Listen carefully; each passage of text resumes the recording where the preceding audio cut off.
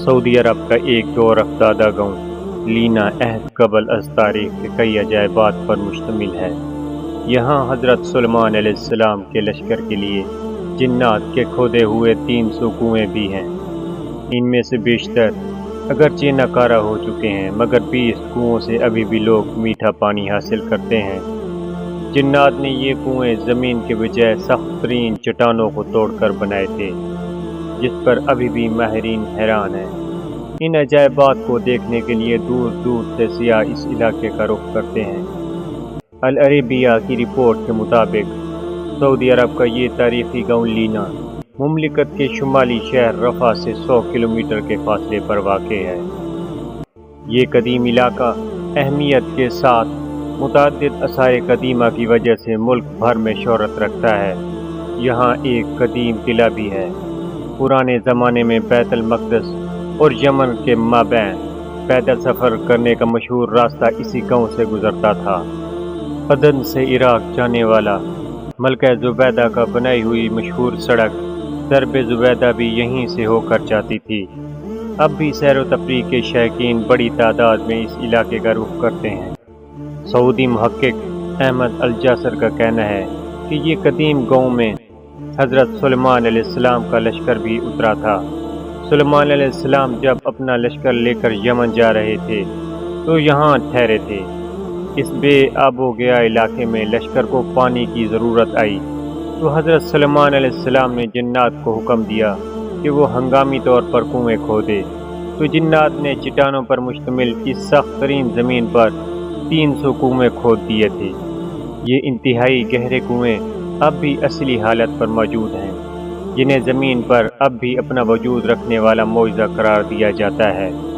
جنات نے چٹانوں کو کاٹنے کے لیے ڈرل مشین کی طرح کوئی آلہ استعمال کیا تھا، جس کے نشانات اب بھی کنووں کی چاروں اطراف واضح طور پر دیکھے جا سکتے ہیں۔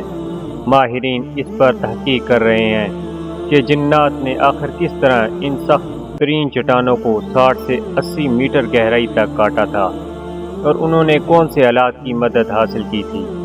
اگرچہ ان 300 میں سے اس وقت صرف 20 کنویں ہی کارآمد رہ گئے ہیں، تاہم سارے کنووں کے نشانات اب بھی یہاں موجود ہیں۔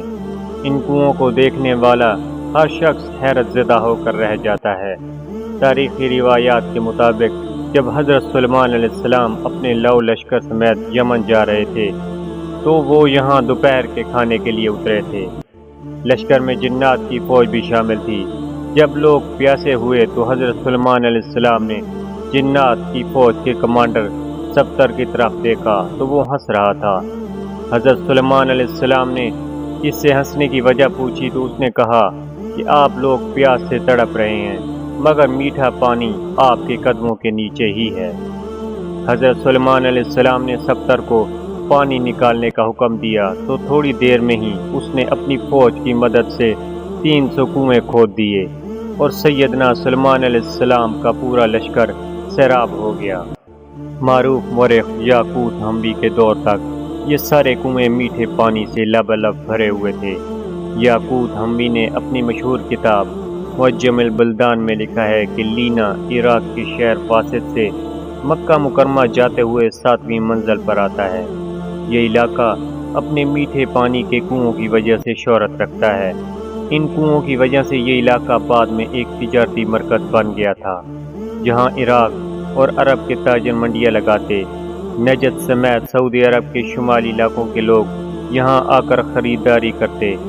تاجر اپنے سامان تجارت کو یہیں اگلے سیزن تک محفوظ کے لیے پہاڑوں پر بنے بڑے بڑے گوداموں میں رکھتے، جنہیں سیابید کہا جاتا ہے۔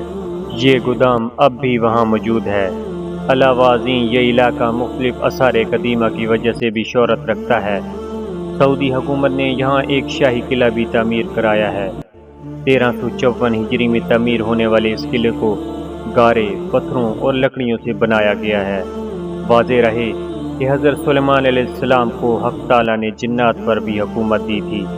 جنات نے ان کے حکم سے بیت المقدس کی تعمیر میں حصہ لیا تھا۔ وہ دور دراز سے پتھر اور سمندر سے موتیاں نکال کر لاتے تھے۔ ان کی تعمیر کردہ عمارتیں اب بھی موجود ہیں۔